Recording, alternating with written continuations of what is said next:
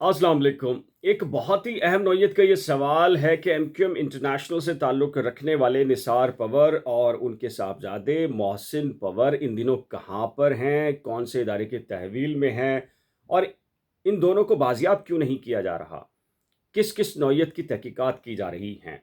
हालांकि सभी ये समझ रहे थे इन दोनों को उठाने का एक ही मकसद है कि 8 फरवरी 2024 के जो इंतखाबात हैं, इसमें अल्ताफ़ हुसैन के हमायत याफ्ता उम्मीदवारों को मुहिम चलाने नहीं देना। और यही एक मकसद था कि एमक्यूएम पाकिस्तान को एक फ़ील्ड देनी है, एमक्यूएम पाकिस्तान को लेकर आना मकसद है। अब वो मकसद पूरा हो गया, फिर भी बाजियाब नहीं हुए, फिर भी रिहा नहीं किया गया, हालांकि सिंध हाई कोर्ट के अहकामात भी मौजूद हैं। तो पाकिस्तान में जो ज़राए मौजूद हैं, उनसे ये जानने की कोशिश की गई है कि आखिर कौन सी तहकीकात हैं जो पूरी नहीं हो रही, वो कौन सा हदफ है, कौन सा टारगेट है। हमें जो नज़र आ रहा था बज़ाहिर वो टारगेट तो पूरा हो गया, इलेक्शन हो गए, एमक्यूएम पाकिस्तान आ गई। अल्ताफ़ हुसैन साहब के बारे में जो आपने गिनती किए जाने वाले वोट मुबैना तौर पर आपने बताए हैं, वो भी बता दिए। तो फिर कौन सी तहकीकात हैं और फिर कौन सा मकसद है? तो कुछ एक्सक्लूसिव किस्म की मालूमात मिली हैं, तो वो मालूमात मैं आपसे शेयर कर देता हूँ कि वो कौन सी वजूहात हैं,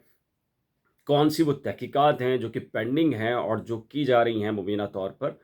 बाप बेटे से। सिंध हाई कोर्ट में भी आज केस की समाअत हुई है निसार पंवर साहब और मोहसिन पंवर की बाजियाबी से मुतल्लिक। और हस्बे तवक्का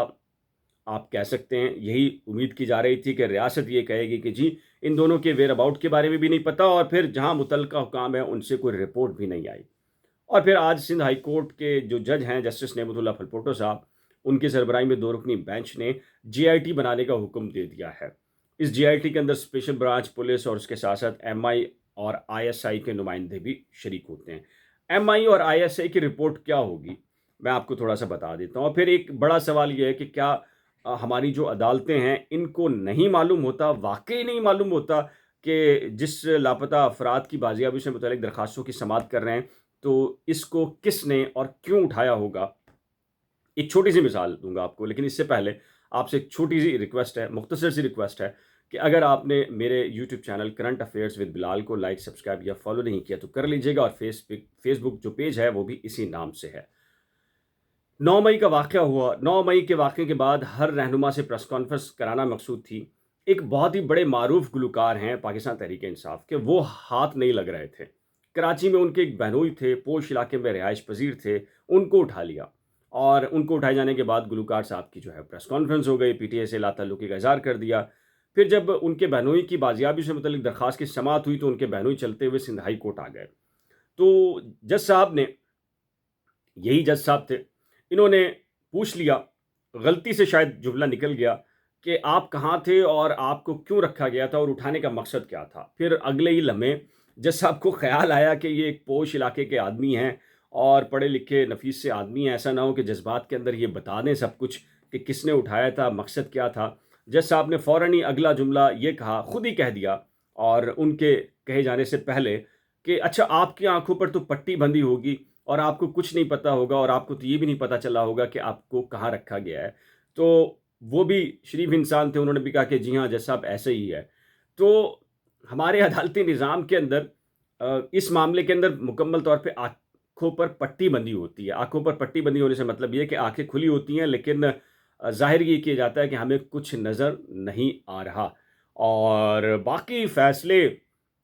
ताकतवरों के लिए फ़ैसले अलग हैं और गरीब के लिए फ़ैसले अलग हैं, पाकिस्तान है ज़ाहिर है। अब बात करते हैं कि जेआईटी के अंदर निसार पंवर साहब और मोहसिन पंवर साहब की बाजियाबी से मुतल्लिक जब जेआईटी बनेगी, तो उससे क्या निकलेगा? आईएसआई, एमआई कौन-सी रिपोर्ट देंगी, और क्या आईएसआई, एमआई और सारे इदारे घबरा जाएँगे कि सिंध हाई कोर्ट है, हमें बाजियाब करना है, लाज़िम बाजियाब करना है। तो ऐसी कोई सूरत-ए-हाल नहीं है। ये जेआईटीज़ 10 साल भी चलती हैं और 15 साल भी चलती हैं, और मैं सारी ज़िंदगी सिंध हाई कोर्ट की कवरेज की है, अदालतों की कवरेज की है, और लापता अफराद की बाजियाबी से मुतल्लिक देखा है मामलात को। 8-8, 10-10 साल, 12-12 साल होते हैं। जब उन्होंने बाजियाब करना होता है तो बगैर किसी जेआईटी के कर देते हैं, और बाजियाब नहीं करना होता तो कितनी ही बड़ी अदालत कोई फ़ैसला जारी करे, कोई बाजियाबी नहीं होती। इससे कोई फ़र्क नहीं पड़ता कि सिंध हाई कोर्ट में किसकी बाजियाबी की दरख्वास्त है और क्या फ़ैसला आ रहा है। जिन्होंने फ़ैसले करने होते हैं वो बगैर अदालती कार्रवाई के भी कर देते हैं, और जब नहीं करने होते, रिहा नहीं करना होता, तो फिर जितनी मर्ज़ी अदालती कार्रवाइयाँ हों, वो उनके नज़दीक बहुत कोई अहमियत नहीं रखती। फिर अब बात कर लेते हैं जी محسن پنور صاحب اور نثار پنور صاحب کہاں پر ہیں اور ان کی بازیابی کیوں نہیں ہو رہی؟ دیکھیں، ظاہر ہے کہ ان کو کون اٹھا کے لے گیا، آپ بھی جانتے ہیں، میں بھی جانتا ہوں، ساری جانتے ہیں، اور یہ تو نہیں جان سکتے کہ کون کون سے نام کے لوگ تھے، لیکن سبھی کو پتہ ہے ایک پاکستان میں جو روایت ہے اٹھائے جانے کی، اور مقصد بھی، ٹارگیٹ بھی ایک ہی ہے کہ ان کو دونوں کو اٹھائے جانے کا ایک ہی مقصد نظر آتا ہے کہ ایک جو الیکشن میں آزاد امیدوار تھے الطاف حسین کے حمایت یافتہ، ان کو مہم نہیں چلانے دینی تھی۔ پھر سب سے ایک اہم بڑا سوال یہ تھا کہ ان دونوں کو کیوں اٹھایا گیا؟ عابد جوہر صاحب بازیاب ہو گئے، پھر باقی کینڈیڈیٹ بھی تھے، ان کو نہیں ٹچ کیا گیا، اور وہ پھر انہوں نے ووٹ بھی ڈالا، ساری چیزیں بھی کی اور خفیہ طور پر کیمپین بھی چلائی، اور عابد جوہر صاحب تو اس لیے بازیاب ہو گئے، ظاہر ہے کہ وہ وکیل تھے، وکلا کی ہڑتال تھی، وکلا کا ایک پریشر ہوتا ہے، اور اس وجہ سے ان کو رہا کر دیا گیا۔ لیکن اس معاملے میں دونوں یہ جو باپ بیٹا ہیں، ان کو بازیاب نہیں کیا جا رہا۔ میری جب بات ہوئی تو کیا یہی بات ہوئی کہ یار ٹارگیٹ تو تقریباً آپ کا پورا ہے، آپ ایک ایگزامپل بنانا چاہتے تھے، آپ الطاف صاحب کی مہم نہیں دیکھنا چاہتے تھے کراچی شہر میں مائنس فارمولے کے تحت، وہ تو ٹارگیٹ ہو گیا، اور ایم کیو ایم پاکستان کو آپ دیکھنا چاہتے تھے، وہ بھی آپ نے دیکھ لیا، تو پھر اب کون سا ایک ایسا معاملہ ہے جس کی ایک اور کون سا مقصد ہے جس کے لیے آپ بازیاب نہیں کر رہے؟ ان کا کہنا ہے کہ ہم یہ ایک ٹارگیٹ تو ہو سکتا ہے کہ جی پورا ہو گیا ہو، لیکن ایک دوسرا ایشو بھی ہے جس کے اوپر ہم جائزہ لے رہے ہیں کہ یہ جو نثار پنور صاحب ہیں یا محسن پنور صاحب ہیں، ان کی سرگرمیاں کیا ہیں؟ اچھا، وہ کون سی سرگرمیاں ہیں بھائی، یہ بتا دیں آپ کون سی سرگرمیاں ہیں؟ ان کا کہنا، دیکھیں یار، ایم کیو ایم انٹرنیشنل جو بطور تنظیم ہے، جماعت ہے، یا ایم کیو ایم ہے، وہ مہاجر کمیونٹی سے تعلق رکھنے والے لوگوں کی جماعت ہے، اور مہاجر کمیونٹی سے تعلق رکھنے والے لوگ ہی وہ ڈائی ہارٹ قسم کے کارکنان اور لیڈرز ہیں جو الطاف حسین کے لیے جینا مرنا بھی کرتے رہے، اور ماضی کے اندر بھی کرتے رہے، اور آج بھی ایک مخصوص تعداد یا جتنی بھی جس پہ اختلاف ہو سکتا ہے ایک موجود ہے۔ وہ یہ کہتے ہیں کہ نثار پنور صاحب اور محسن پنور صاحب اردو سپیکنگ نہیں ہیں، اور اس کے باوجود یہ ڈائی ہارٹ اتنے ہیں کہ کراچی میں کوئی کھڑا نہیں ہو رہا اور یہ کھڑے ہیں، اور یہ سندھی ہیں دونوں۔ تو وہ کون سی وجہ ہے کہ بھائی یہ دونوں کھڑے ہیں، اور جو اردو سپیکنگ باقی کینڈیڈیٹ تھے یا باقی لوگ تھے وہ اس طرح سامنے نہیں تھے، اور اس طرح کھل کے بات بھی نہیں کر رہے تھے، اور اس طرح کھل کر مہم بھی نہیں چلا رہے تھے، اور اس طرح کسی یوٹیوبر کو انٹرویو بھی نہیں دے رہے تھے، اگر تھے بھی تو خفیہ طور کے اوپر ساری چیزیں کر رہے تھے۔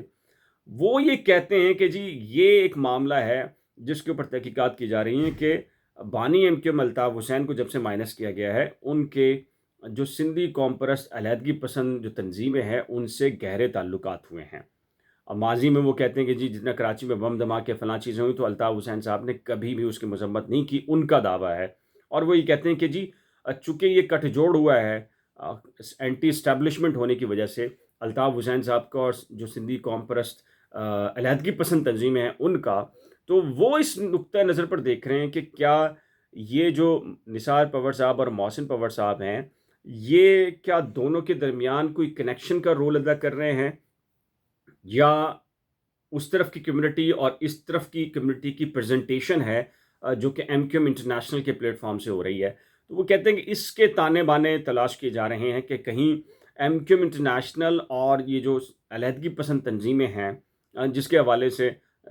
جس کا توڑ کرنے کے لیے ایم کیو ایم پاکستان کو لے کر آنے کا مقصد ہے، تو کہیں یہ والے کنیکشن تو نہیں ہیں۔ اور پھر ظاہر ہے کہ ایک سوال پیدا ہوتا ہے کہ بھائی اس کو پتہ کرنے میں کتنا ٹائم لگتا ہے؟ ظاہر ہے کہ موبائل چیک کیے جا سکتے ہیں، ان کے رابطے چیک کیے جا سکتے ہیں، تو 2 دن لگیں گے، 4 دن لگیں گے، 1 ہفتے کے اندر ساری کی ساری سی ڈی آر اور ساری چیزیں آ جاتی ہیں، جیو فینسنگ ہو جاتی ہے۔ تو ان کا کہنا ہے کہ ان کا ایک مخصوص قسم کا طریقہ کار ہے، جب وہ کلیئرنس ہوگی اور تحقیقات ہوں گی تبھی پتہ چل پائے گا کہ اصل معاملہ کیا ہے۔ تو یہ ایک ایسی انفارمیشن ہے جو کہ کچھ ذرائع سے پتہ چلی، تو میں نے کہا آپ کے سامنے رکھوں۔ اب اس میں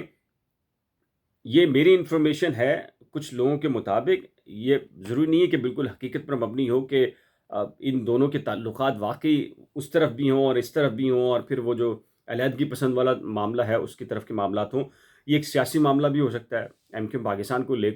مائنس لے کر آنا اور الطاف صاحب کو مائنس کرنے کا سمپلی فارمولہ ہو سکتا ہے، اور ان کو اٹھا کے رکھنا اس کا ایک مقصد یہ بھی ہو سکتا ہے کہ باقی جو لوگ ہیں ان کو ایک دیر پا میسج دیا جائے کہ جی دیکھیں ہم آپ کے لیے نرمی رکھتے ہیں، لیکن اگر آپ واپسی کا طرف دیکھیں گے اور ہماری پالیسی نہیں ہے تو پھر ہم لمبے عرصے تک بھی لاپتہ لوگوں کو رکھ سکتے ہیں، یہ میسیج دینا بھی مقصد ہو سکتا ہے۔ یہ کچھ تفصیلات تھیں، اپنی رائے کا اظہار نیچے دیے گئے کمنٹ سیکشن میں ضرور تحریر کیجیے گا۔ ایک نئے لائیو سیشن یا پھر ولاگ کے ساتھ جلد ملیں گے، تب تک کے دیجیے اجازت، خدا حافظ۔